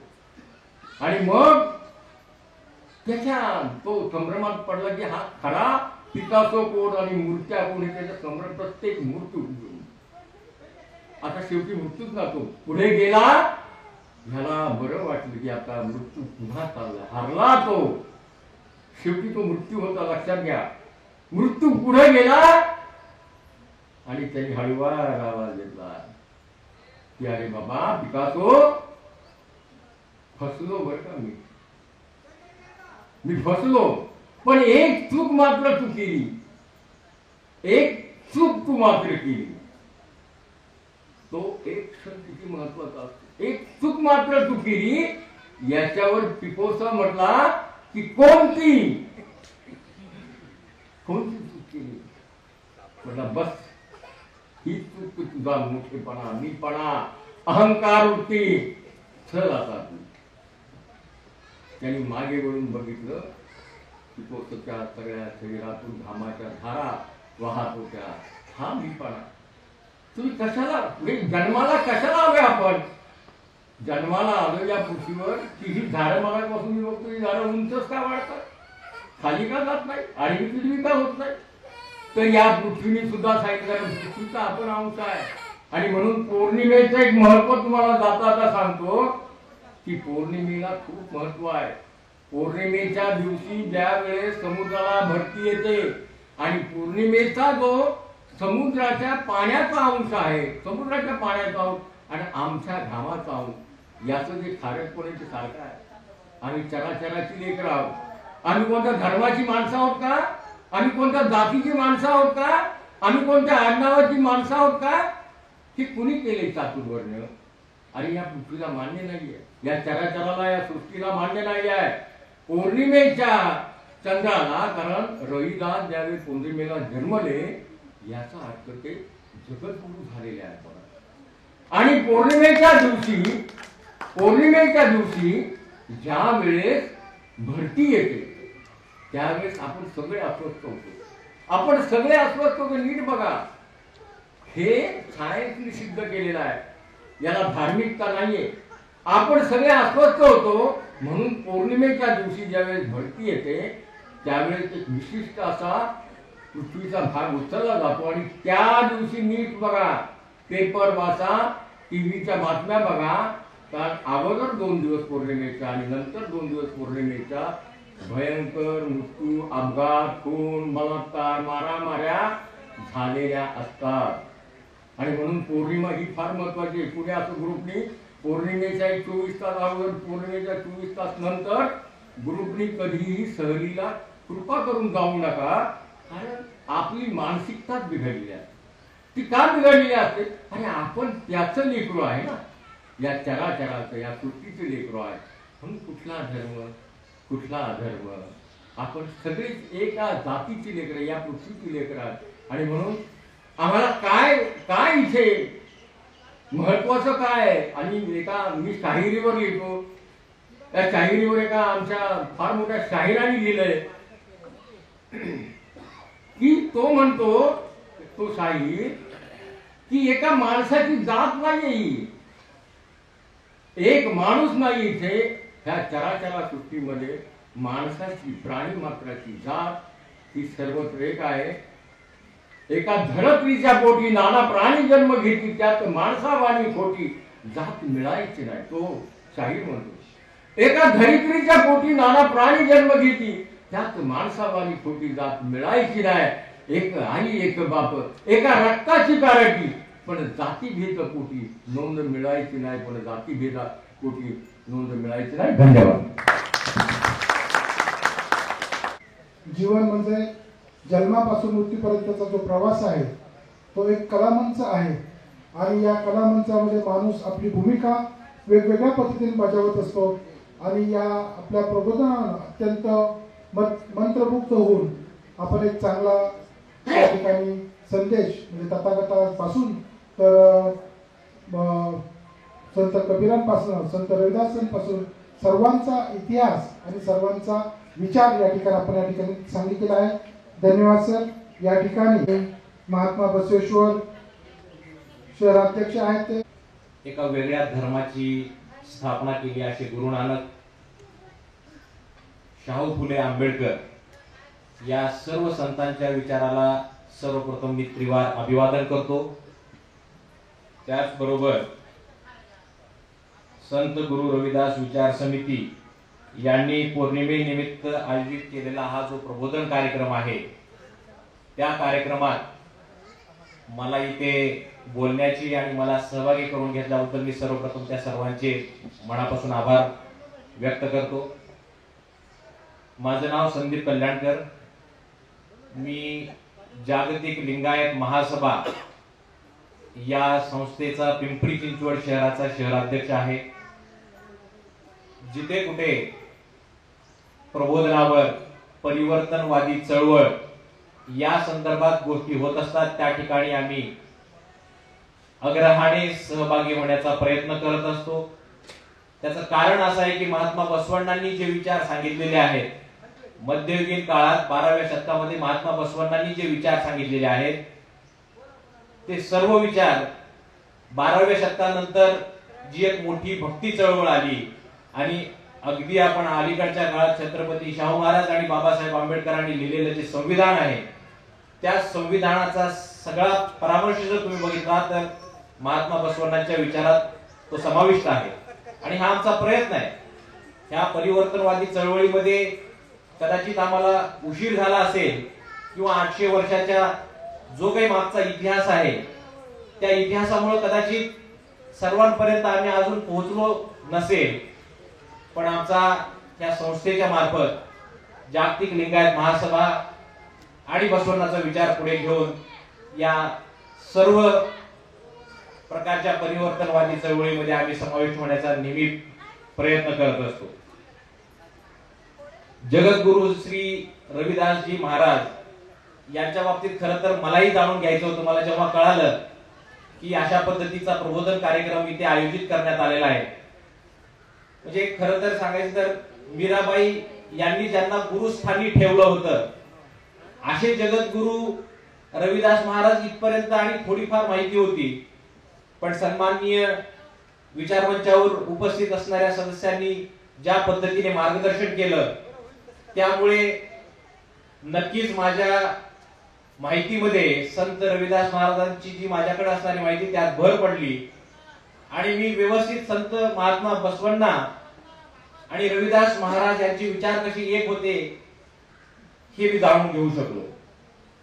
जागतिक लिंगायत महासभा ज्या संस्थेत मी काम करतो त्या संस्थेबद्दल थोडंसं सांगायचं झाल्यास तुम्हा सर्वांना आठवत असेल, आपण सगळेजण या बाबीचे एव्हिडन्सेस आहोत किंवा आपल्या सगळ्यांना माहिती आहे, पुण्यापासून बेंगलोर पर्यंतचा जो हा महामार्ग आहे त्या महामार्गावर मागच्या काही काळामध्ये सनातनवाद्यांनी म्हणा किंवा ज्यांना परिवर्तन नको आहे असं म्हणा किंवा माणसांनी माणसाला जोडणारा जो संतांचा विचार आहे त्या विचाराच्या विरोधी जे लोक आहेत, ज्या काही संघटना आहेत त्या संघटनांनी 4 हत्या केल्या. तुम्हाला आठवत असेल, दाभोळकरांची हत्या केली, कॉम्रेड पानसरे यांची हत्या केली आणि तिथून पुढे जाऊन म्हणजे दाभोळकरांची हत्या पुण्यामध्ये केली, कॉम्रेड पानसरेंची हत्या तिथे कोल्हापूरमध्ये केली आणि त्या पुढे जाऊन धारवाडमध्ये ज्यांनी खऱ्या अर्थाने बसवण्णाचा विचार 20व्या आणि 21व्या शतकामध्ये काय बसवण्णाचा विचार आहे जो मागच्या 800 वर्षात अंधारात गेला होता खऱ्या अर्थाने, त्या विचाराला एक प्रकारची उजळणी देण्याचा आणि प्रकाशात आणण्याचा ज्यांनी प्रयत्न केला असे धारवाडचे माजी कुलगुरू डॉक्टर कलबुर्गी सर यांची सुद्धा हत्या केली. तिथून पुढे बेंगळूरला गौरी लंकेश यांची सुद्धा हत्या केली. तर जागतिक लिंगायत महासभा बसवण्णाची जी फिलॉसॉफी आहे, जो विचार आहे, जी संतांचे जे विचार आहेत त्या विचाराला मानणारी आणि शहीद डॉक्टर कलबुर्गी सर आणि गौरी लंकेश यांच्या विचारावर यांनी दाखवलेल्या मार्गदर्शनावर चालणारी ही संघटना, त्या संघटनेचा मी एक पाईक आहे. जगात तुम्ही आज सगळीकडे बघितल्याच्या नंतर जगात ज्या ज्या ठिकाणी आज युद्ध चालू आहेत, भारतात ज्या पद्धतीची परिस्थिती आहे, आपण असं नक्की म्हणू शकतो की कुठेच अशी परिस्थिती राहिलेली नाही की माणसाने माणसाला जोडण्यासाठीची कुठेतरी चळवळ चालू आहे. मग त्यासाठी अशा संघटना आणि आपण जो कार्यक्रम घेत आहोत अशा कार्यक्रमाचं महत्व अधिकच वाढतं. खरं तर भक्ती, आजचा जो कार्यक्रमाचा जो विषय आहे भक्ती, धर्म आणि संत विचार, महात्मा बसवण्णाच्या चळवळीशी अत्यंत जवळचा हा असा विषय आहे. आपल्या सगळ्यांना माहिती आहे मध्ययुगीन काळामध्ये साधारणतः 12व्या शतकाच्या अवतीभोवती भक्ती मार्ग किंवा भक्ती चळवळ ही अत्यंत प्रमुख चळवळ दक्षिणेकडून सुरू झाली, दक्षिण भारतातून सुरू झाली आणि पुढे ती उत्तरेकडे गेली आणि उत्तरेकडे भक्ती चळवळीचा प्रसार करण्यासाठीची जे प्रसार ज्यांनी केला त्यातलं ठळक नाव आपण जगद्गुरु श्री रविदास महाराज यांचं घेऊ शकतो. महाराष्ट्र ही संतांची भूमी म्हणून आपण ओळखतो. भक्ती चळवळीमध्ये ज्या ज्या संतांनी आपली भूमिका मांडली हे आपल्याला चांगलं माहिती आहे. पण कदाचित आम्हीच लिंगायत म्हणून घेणारे कपाळकरंटे असू किंवा बसवण्णाचा विचार सोडून दुसऱ्या विचाराचे पायी झालेले लोक असू, त्यामुळे कदाचित बसवण्णाचा विचार मागे पडला असेल किंवा अंधारात गेला असेल. इथे जमलेल्या सगळ्यांना मला हे सांगायला अत्यंत आनंद होतो की भक्ती चळवळीच्या पूर्वी जवळपास काही दशक पूर्वी बसवण्णांनी कृतिशील उपक्रम देऊन अत्यंत चांगल्या पद्धतीने संतांनी सांगितलेल्या प्रत्येक गोष्टी, संविधानात डॉक्टर बाबासाहेब आंबेडकरांनी समतावादी विचार जो मांडलेला आहे, समान न्याय देण्याची जी भूमिका घेतलेली आहे, त्या प्रत्येक गोष्टीचा उहापोह कृतिशील उपक्रम महात्मा बसवण्णांनी अत्यंत छोट्या अशा काळामध्ये खूप मोठी क्रांती करून तो दिलेला आहे. महात्मा बसवण्णाला जर तुम्ही समजून घेण्याचा प्रयत्न कराल तर तुमच्या हे लक्षात येईल की एखाद्या राजात, म्हणजे बघा 12व्या शतकामध्ये मध्ययुगीन काळात, त्यापूर्वी तथागत गौतम बुद्धांनी वर्णव्यवस्थेच्या विरोधात म्हणा किंवा वर्णव्यवस्थेचे जे डिसएडव्हान्टेजेस आहेत त्यामुळे एक जो विचार दिला, त्याच्यानंतर डायरेक्ट म्हणजे तथागत गौतम बुद्धांनंतर जर हा विचार कुणी पुढे नेण्यासाठी उभं राहिलं, कुणी क्रांती केली आपल्या विचारातून, म्हणजे राजासोबत एक पंतप्रधान म्हणून काम करत असताना लोकशाही ज्यांनी खऱ्या अर्थाने रुजवली, आर्थिक, सामाजिक, सांस्कृतिक जी क्रांती ज्यांनी घडवून आणली, लोकांमध्ये राहून, समाजामध्ये राहून, समाजाला कृतिशील उपक्रम देऊन, आता बोलताना कोणीतरी इथे उल्लेख केला की गृहस्थीमध्ये राहून गृहस्थीचे प्रॉब्लेम समजून घेऊन त्याच्यावर उपाय देणारी आपल्याला गरज आहे. तशा पद्धतीचं जीवन महात्मा बसवण्णा यांनी जगलेलं आहे. महात्मा बसवण्णांनी 12व्या शतकामध्ये आपल्याला इतिहासात गेल्याच्या नंतर हे लक्षात येईल, आपण शाहू फुले आंबेडकरांच्या विचारावर चालणारे लोक असं म्हणतो, आणि एक दशक मागे गेल्याच्या नंतर ज्यांनी ह्या सगळ्या व्यवस्थेच्या विरोधात आवाज उठवला, ती परिस्थिती आपण चांगल्या पद्धतीने अभ्यासलेली आपल्याला माहिती आहे. मग जर का 19व्या, 18व्या आणि 20व्या शतकात जर इतकी विसंगत आणि विषम परिस्थिती होती, तर 12व्या शतकात काय परिस्थिती असू शकते आपण याचा अंदाज लावू शकता. गौतम बुद्धांनी दिलेल्या संदेशानंतर 12व्या शतकामध्ये इतकी विषम परिस्थिती होती, लोकशाहीचा कुठेही आदर तर नव्हता, लोकशाही हे नावच नव्हतं. लोकशाही या नावामुळे तुम्हाला मला आणखीन एक गोष्ट सांगायला आवडेल. 1215 साली जगामध्ये मॅग्ना कार्टा नावाचा जो एक कायदा ब्रिटननी आपल्या देशामध्ये पास केला, आणि जगभरात सगळ्यांची अशी समजूत झाली की लोकशाहीचा खरा उगम कुठून झाला, तर तो मॅग्ना कार्टा पासून झाला.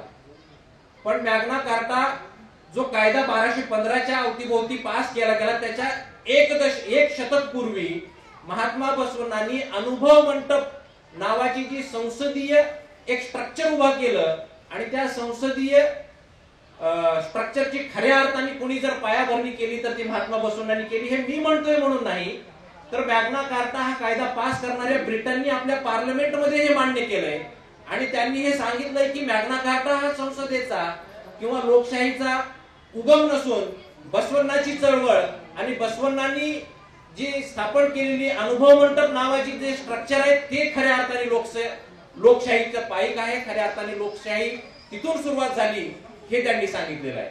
आणि सगळ्यात अजून एक महत्वाची गोष्ट मला इथे सांगायला आवडेल, आपण अलीकडच्या शतकामध्ये कार्ल मार्क्स यांना पण अभ्यासलेला आहे. कार्ल मार्क्सने जे काय सांगितलेलं आहे, सगळ्यात अधिक जर त्यांनी कशाला महत्व दिलेलं आहे तर लेबर, काम, कायकला प्रतिष्ठा मिळवून देण्यासाठी त्यांनी पूर्णपणे आपला अभ्यास आणि रिसर्च केलेला आहे. तुम्ही महात्मा बसवण्णाकडे किंवा महात्मा बसवण्णाचा जर तुम्ही अभ्यास करण्याचा जर प्रयत्न केला तर सगळ्यात ठळक ब्रीद वाक्य तुम्ही कधीतरी ऐकलं असेल, कायकवे कैलास. कायकवे कैलास ज्या मध्ययुगीन काळामध्ये आपण आज सहज म्हणतो कायकवे कैलास, पण ज्या मध्ययुगीन काळामध्ये कायकवे कैलास नावाचं हे ब्रीद वाक्य त्यांनी दिलं, त्या काळची परिस्थिती जर तुम्ही समजून घेतली तर कायक म्हणजे कुणी काय कुठल्या पद्धतीचं काम करायचं आणि कुठलं काम हे उच्च आहे आणि कुठलं काम हे नीच आहे ही ठरवणारी एक उतरंड होती, ही ठरवणारी एक व्यवस्था होती. त्या व्यवस्थेला छेद देण्यासाठी आणि कायक आणि तुम्ही कृतिशील राहा हा अत्यंत मोलाचा संदेश त्यांनी मध्ययुगीन काळामध्ये बसवण्णांनी आपल्या विचारातून दिलेला आहे. इतकंच नाही, अगदी इराण, अफगाणिस्तान आणि जम्मू काश्मीर पर्यंत त्यांनी हा आपला विचार पोहोचवलेला आहे. त्या काळामध्ये जम्मू काश्मीरचा एक राजा सुद्धा अनुभव मंडपामध्ये सामील होण्यासाठी त्या काळी आला, मध्ययुगीन काळामध्ये बसवण्याच्या विचाराला भावून. आणि त्यासोबतच मला हे सांगायला आवडेल की अनुभव मंडपमध्ये साधारणतः 770 हे शरण होते. त्या 770 शरणांना जर अनुभव मंडपामध्ये सामील व्हायचं असेल तर त्यासाठी एकच अट होती, ते म्हणजे फुकटचं खायचं नाही, प्रत्येकाने काही ना काही कायक केलं पाहिजे. ही सगळ्यात मोठी अट महात्मा बसवण्णांनी ठेवली होती. आणि त्याच्यासोबतच 770 शरणांमध्ये 70 स्त्रिया होत्या. 12व्या शतकात अनुभव मंडप मध्ये, म्हणजे तुम्ही समजू शकता की आजच्या संसदेत पण आपण जर बघितलं तर 10% स्त्रिया नसतील कदाचित आजच्या संसदेमध्ये पण 12व्या शतकात अनुभव मंडपामध्ये महात्मा बसवण्णांनी 70 शरणींचा समावेश करून घेतला होता. आणि त्या अनुभव मंडपामध्ये काय व्हायचं तर दिवसभर आपण आपलं कायक करून आल्याच्या नंतर समाजातील वेगवेगळे घटक आपापले कामं करून आल्याच्या नंतर त्या अनुभव मंडपामध्ये ते जमा व्हायचे, ते 770 शरण जमा व्हायचे. आणि ज्या ज्या पद्धतीचे त्यांना समस्या निर्माण झाल्या, ज्या ज्या पद्धतीचा एक विचार सगळ्यांना देण्याची गरज वाटली, ह्या सगळ्या विचारांवरती तिथे मोठ्या प्रमाणात उहापोह व्हायचं. आणि त्या उहापोहामधून, त्या चर्चेतून, त्या साधक बाधक चर्चेमधून जे काय निर्मित होईल ते लिहिलं जायचं आणि त्यातूनच वचन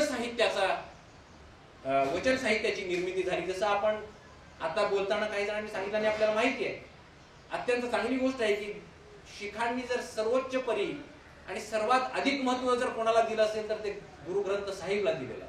तशाच पद्धतीचं म्हणजे सगळ्या समस्यावर, अनेक समस्यांवर ज्या ठिकाणी मोठ्या प्रमाणावर आपल्याला सोल्युशन्स दिलेले आहेत असं जे वचन साहित्य त्या 12व्या शतकामध्ये 770 शरण आणि महात्मा बसवण्णा यांनी लिहिलेलं आहे. तशा पद्धतीची चळवळ जी चालवली ती चळवळ कुठेतरी संत जगद्गुरु श्री रविदास महाराज असतील, तुकाराम महाराज असतील आणि अशा संतांच्या ज्या अनेक चळवळी आज इथे महाराष्ट्रात चालू आहेत, जगभरात चालू आहेत, भारतात चालू आहेत, त्या चळवळीशी आम्ही जुळून घेण्यासाठी आणि आमचाही विचार इथे मांडण्यासाठी आम्ही जात असतो. त्याचसोबत खऱ्या अर्थाने जर तुम्ही बघितलं तर दलित उद्धारक असतील, स्त्रियांना त्यांचा अधिकार देण्यासाठी असतील, अगदी रस्त्यावर झाडू मारणाऱ्या, वेश्या व्यवसाय करणाऱ्या अशा सगळ्या स्त्रियांना अनुभव मंडपात त्यांनी सामील करून घेतले. कुठेतरी एका पुस्तकात वाचून लांबून मी एखाद्या व्यक्तीची समस्या जाणून घेऊन जर मी त्याचा उपाय सांगायला गेलो तर त्यामध्ये तफावत निर्माण होऊ शकते. ह्यामुळं एखाद्या वेश्याची काय म्हणजे विवंचना असू शकते, एखाद्या रस्त्यावर झाडू मारणाऱ्या व्यक्तीची काय विवंचना असू शकते, हे त्यांनी अनुभव मंडपात येऊन सांगितल्याशिवाय हे खऱ्या अर्थाने त्याच्यावरती चर्चा होणार नाही. म्हणून अशा सगळ्या व्यक्तींना साक्षर करून त्यांनी अनुभव मंडपामध्ये जागा दिली आणि अनुभव मंडपामध्ये अनेक मोठ्या प्रमाणावर वचने लिहिली गेली. आणि असा विचार पुढे नेत असतानाच पुढे जे समाजातील म्हणजे अगदी पीडित लोक होते आणि भक्ती चळवळी का सुरू झाली तर लोकांना काय पाहिजे होतं तर भक्ती करायची होती. ज्या मध्ययुगीन काळात भक्ती चळवळ सुरू झाली तर ती का सुरू झाली असेल त्याचं कारण हे होतं की लोकांना भक्ती करायची होती, लोकांना देवालयात जायचं होतं, लोकांना देवाची पूजा करायची होती. पण ह्या अशा पद्धतीची आपल्याकडे व्यवस्था होती की त्या व्यवस्थेने आपल्या समाजातील काही लोकांना भक्ती करण्याचा अधिकार नाकारला होता, मंदिरात जाण्याचा अधिकार नाकारला होता. म्हणून ह्या अशा व्यवस्थेला नाकारण्यासाठी म्हणून भक्ती चळवळ सुरू झाली. आणि त्याच सोबत तुमची देवालये आम्हाला नको किंवा आम्हाला तिथे जाण्यासाठी जर तुम्ही आम्हाला देवालयात येण्यासाठी अडवत असाल तर आम्ही देवालयातच येणार नाही. आणि इष्टलिंग याला सर्वाधिक महत्व देऊन इष्टलिंग नावाचं म्हणजे ज्याला आपण शिवलिंग म्हणतो त्याच्यापेक्षा वेगळं असणारं असा एक इष्टलिंग नावाचं एक देवाचं स्वरूपच महात्मा बसवण्णांनी सर्वांना देऊन टाकलं. आणि एका पद्धतीने देवळात अडकलेले तुमचे जे 33 कोटी देव होते त्यांना सुद्धा फ्री करून सगळ्या लोकांना ते इष्टलिंग देऊन टाकलं. ज्या लोकांना ह्या शोषित पीडित किंवा ज्यांच्यावरती हे सगळे अत्याचार झाले त्या सगळ्या लोकांनी महात्मा बसवण्णांचा विचार आत्मसात करून लिंगायत ह्या चळवळीशी त्यांनी समरूप झाले आणि त्यातून ही लिंगायत चळवळ उदयास आली. पुढे अनेक लोक जेव्हा लिंगायत झाले तर त्या लिंगायत झाल्याच्या नंतर त्यामध्ये खर तर ते लिंगायत म्हणूनच गणले गेले पाहिजे होते. पण महात्मा बसवण्णा ज्या राजाकडे पंतप्रधान म्हणून कार्यरत होते अशा बिज्जळ राजाचा सुद्धा महात्मा बसवण्णावर फार मोठा विश्वास होता. पण त्या बिज्जलाच्या अवतीभोवती असणारी जी चांडाळ चौकडी होती त्या चांडाळ चौकडीने महात्मा बसवण्णाच्या विरोधात बिज्जळाचे कान भरायला सुरुवात केली आणि त्यांचं मत ही कसं बसवण्याच्या विरोधात होईल याची सुरुवात केली. आणि एकंदर परिस्थिती अत्यंत गंभीर झालं हे बघितल्याच्या नंतर आणि त्याच वेळी एक घटना अशी घडली की महात्मा बसवण्णांनी तुम्ही विचार करू शकता 12व्या शतकामध्ये आंतरजातीय विवाह घडवून आणला. एका ब्राह्मण कन्येचा म्हणजे खरं तर आम्ही त्याला लिंगायत म्हणतो पण तुम्हा सगळ्यांना त्या बिज्जळ राजाने किंवा त्या चांडाळ चौकडीने त्या घटनेला कसं घेतलं ह्यासाठी ह्या जातींचा इथे उल्लेख करणं गरजेचं आहे. चर्मकाराच्या मुलाशी ब्राह्मणाच्या कन्येचा विवाह केला. खरं तर ते लिंगायत झाले होते कारण ते बसवण्णाच्या विचारावर चालण्यासाठी सजग झाले होते, ते चालायला सुरुवात केली होती. त्यांनी आपली पूर्वीची सगळी ओळख विसरून ते लिंगायत झाले होते. लिंगायत म्हणजे काय, समतावादी चळवळ, परिवर्तनवादी चळवळीचे ते पायीक झाले होते. पण एका या गोष्टीचा इतका मोठा डोंगर तयार करून बिज्जळ राजाचे कान भरवले आणि अशा पद्धतीची एक व्यवस्था चालवली. ह्या सगळ्या शरणांचे महात्मा बसवण्णांना एक वेळ अशी आणली की बसव कल्याण जे कर्नाटकात आहे, महाराष्ट्राच्या बाँड्रीवरती आहे, जे कार्यक्षेत्र आहे महात्मा बसवण्याचं, तिथून त्यांना जायला भाग पाडलं. आणि ते गेल्याच्या नंतर बिज्जळ राजांनी आपले सैन्य वापरून ह्या सर्व क्रांतिकारकांचा, ह्या सगळ्या शरणांचा म्हणजे विध्वंस करण्याचा प्रयत्न केला, सगळी वचन साहित्य जाळण्याचा प्रयत्न केला. आणि हे होत असताना त्यातीलच काही शरण जमेल तितकी वचनं घेऊन चारी बाजूनी गेले आणि चारी बाजूनी जाऊन त्या वचनांचा त्यांनी तिथे जमेल त्या पद्धतीने संग्रह करून ते सुरक्षित ठिकाणी ठेवले. आणि त्यातली काही जी वचनं आहेत 20व्या शतकामध्ये ती वचनं सापडली. फुग हळकट्टी असतील किंवा अनेक जे 20व्या शतकातील शरण असतील, या शरणांच्या शोध मोहिमे अंतर्गत जी वचनं सापडली त्यामुळे त्या वचनांचा परत एकदा ती वचनं सापडली आणि परत एकदा लिंगायत चळवळीस, बसवण्णाच्या विचारास एक मजबूती मिळाली. म्हणून जो मी म्हणतोय की 800 वर्ष आमचा जो विचार होता, एका पिढीने दुसऱ्या पिढीला तोंडी सांगितल्यामुळे पुढे आलेला विचार होता. आणि वचनांच्या स्वरूपात जे लिहिलेले सोल्युशन्स होते, वचनांच्या स्वरूपात लिहिलेले, ज्याला आपण अभंग म्हणू शकता, ज्याला आपण असं म्हणू शकतो की आजच्या किंवा त्या काळच्या ज्या काही समस्या होत्या त्या समस्यावरचा जो मार्ग दाखवला होता ते वचन 20व्या शतकात मिळाली. म्हणून आता ती वचनं साधारणतः धारवड विद्यापीठामध्ये आजही आपल्याला पाहायला मिळतात, तिथे ती वचनं आहेत. अशा पद्धतीची एक चळवळ महात्मा बसवण्णांनी तयार केली होती. कायक त्याला सगळ्यात मोठं महत्व दिलं होतं. दासोह हा त्यांचा दुसरा अत्यंत महत्वाचा म्हणजे गुण होता किंवा दुसऱ्यात महत्वाचा एक पॅरामीटर होतं लिंगायत चळवळीचं. दासोह म्हणजे काय, दान आणि दासोह मध्ये फरक हाच आहे की दान देताना बसवण्णांनी सांगितलं की अहंकारी आणि गर्वाची एक भूमिका असते, आपण वरून देत असतो. पण दासोह सांगत असताना बसवण्णांनी सांगितलंय की आपल्याला जितकं गरजेचं आहे ती गरज भागल्याच्या नंतर समाजात तुमच्याकडे असलेल्या साधन संपत्तीची गरज ज्यांना आहे त्यांच्यासाठी ती उपलब्ध करून द्यावी. म्हणून त्यांनी हे असं धरलंय. आणि घेत असताना तुम्ही घ्यायचंय म्हणजे इथे देणारा वरती नसून देणारा हा खाली आहे आणि घेणारा वरती आहे. अशा पद्धतीचं इतकं बारकाईने विचार करून एक एक पॅरामीटर, एक एक गोष्ट त्यांनी जोडलेली आहे आपल्या लिंगायत चळवळीमध्ये. दासोह असेल, कायक असेल, अशा पद्धतीने थोडक्यात सांगायचं मला इथे हेच आहे की महात्मा बसवण्णांनी, सर्व संतांनी, शिवशरणांनी जो काही विचार दिलेला आहे तो विचार पुढे घेऊन जाण्यासाठी हा मंच इथे उपस्थित करून दिला. ज्या कुठल्या वेळी अशा पद्धतीचे प्रबोधन पर कार्यक्रम होतील आम्हाला तिथे संधी द्यावी. आम्हीही तुम्हाला जिथे कुठे महात्मा बसवण्णाच्या किंवा अनेक संतांच्या विचारावरती प्रबोधन पर कार्यक्रम होतील तिथे जुळून घेण्याचा प्रयत्न करू. हे सांगण्यासाठी खरं तर मी जागतिक लिंगायत महासभाकडून इथे आलेलो आहे. तुम्ही मला इथे येऊन बोलण्यासाठी संधी दिली त्यामुळे मी तुमचे सगळ्यांचे परत एकदा आभार मानतो आणि धन्यवाद. प्राध्यापक संदीप कल्याणकर सर, आपण या ठिकाणी अनुभव मंडप असेल किंवा दासो असेल याचा अर्थ आणि या सर्व महात्मा बसवेश्वरांचे विचार या ठिकाणी आपण सांगितलेले आहेत. आपण उल्लेख केला की उशीर झालेला आहे आम्हाला येण्यासाठी. नाही सर, योग्य वेळी तुम्ही समतावादी विचारामध्ये सामील होता. आज खरी गरज आहे तुमची, आज खरी गरज आहे.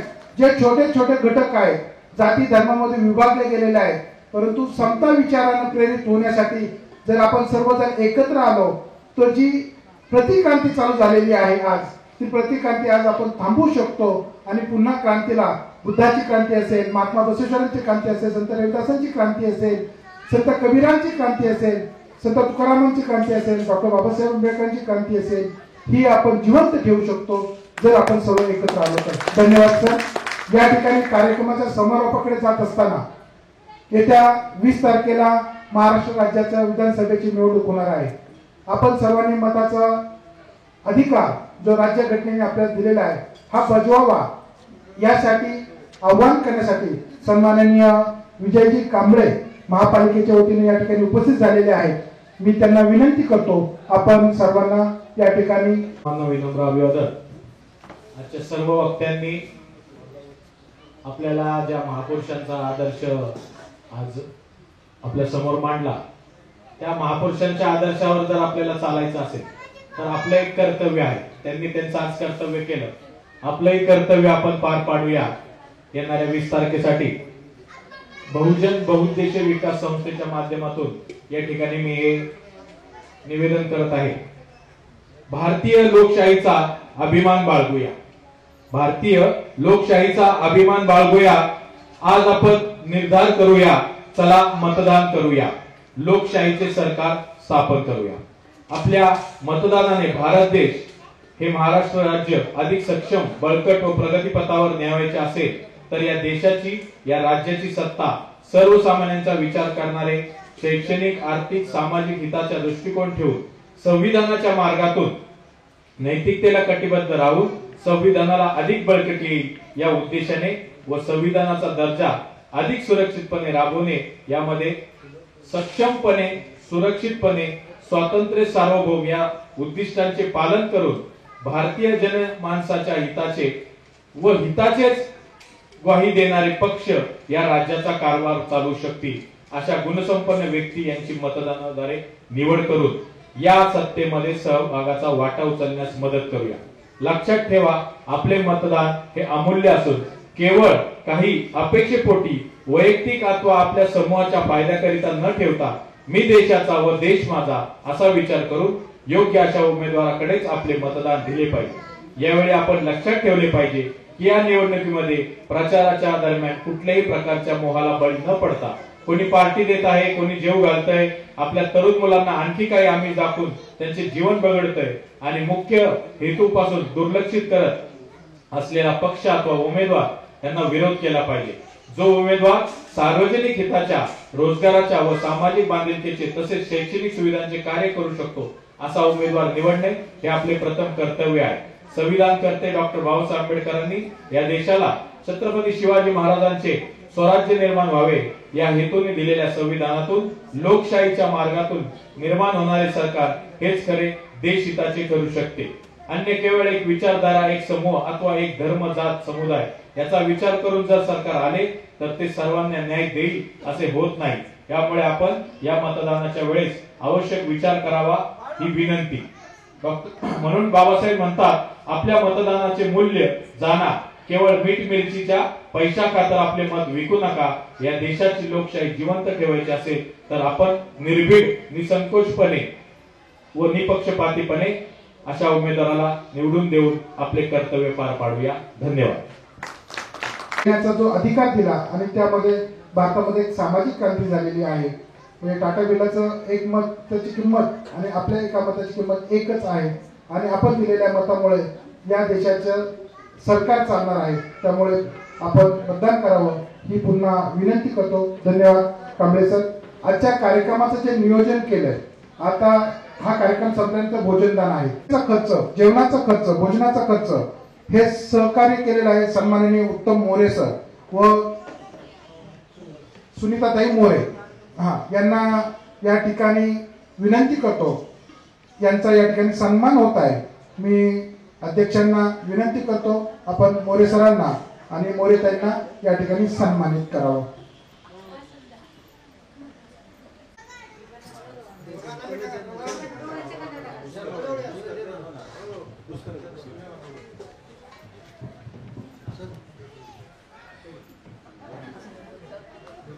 सर्वांनी टाळ्या वाजवून दोघांचाही सत्कार करावा आणि पुढच्या कार्यक्रमाला आपल्यापैकी कुणीतरी असंच सहकार्य करावं.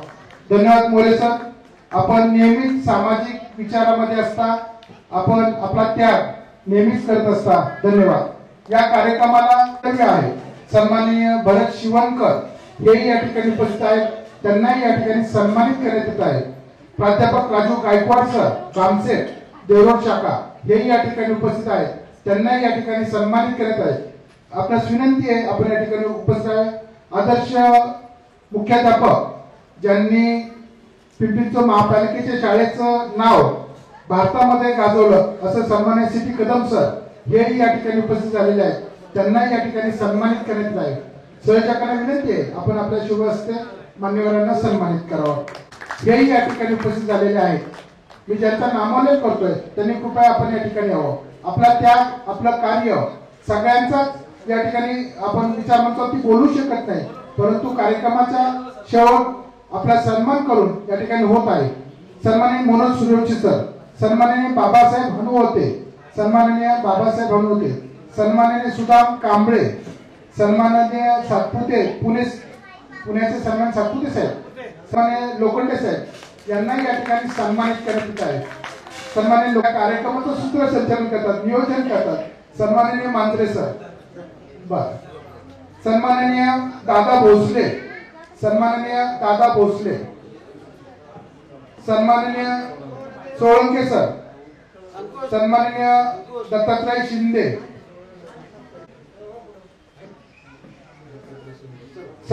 सन्माननीय दीपक भालेराव, सन्माननीय सिद्धार्थ भालेराव, सन्माननीय दीपक भालेराव, सन्माननीय गौतम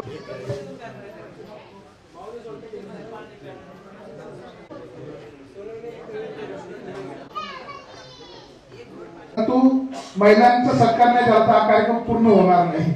मुदळीत आहे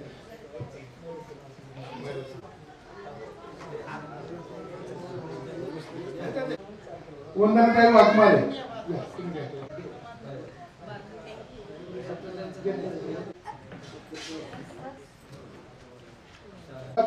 महाराष्ट्र चर्मकार उद्योग या ठिकाणी उपस्थित झाले, त्यांचं या ठिकाणी सहर्ष स्वागत. दोघांनी विनंती पण सोडे. चला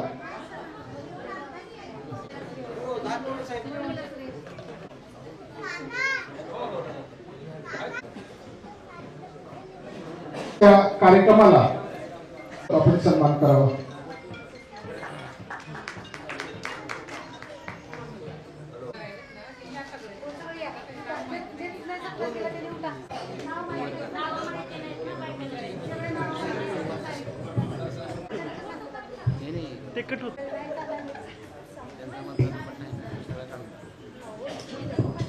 या ठिकाणी या कार्यक्रमात संतदास विचार समिती आणि राष्ट्रीय चर्मकार डॉक्टर ओवळसर मला वाटतं या ठिकाणी उपस्थित होते.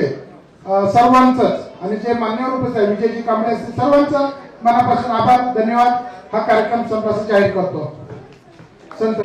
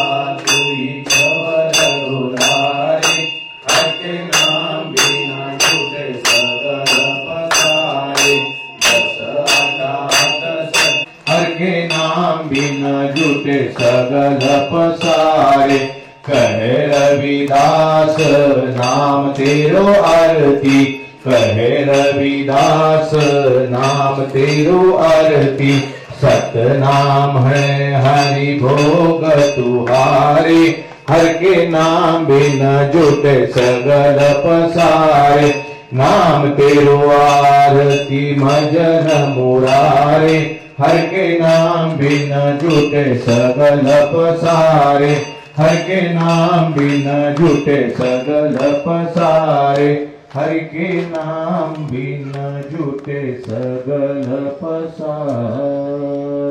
संत की सर्व संत समाज की जय। सब सिद्धियां तुम्हारे पास, जय महिमा तेरी, सेवा स्मरण के दाता, नित्य सेवा गुरु गुरुदेव, सुंदर है तेरा दरबार, सद्बुद्धि बुद्धि मिले संगत को, सुखी हो उनका संसार। जगत गुरु सद्गुरु नाथा, सेवा हित लगाए धन प्राण। मंगल करो सबका सद्गुरु, सबका हो कल्याण। मंगल करो सबका सद्गुरु, सबका हो कल्याण।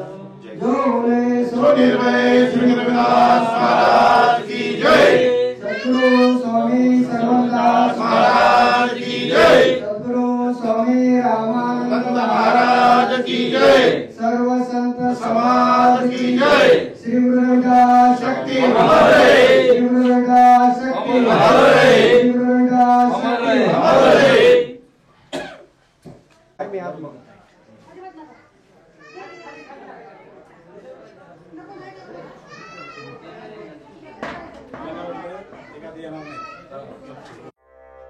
Thank you.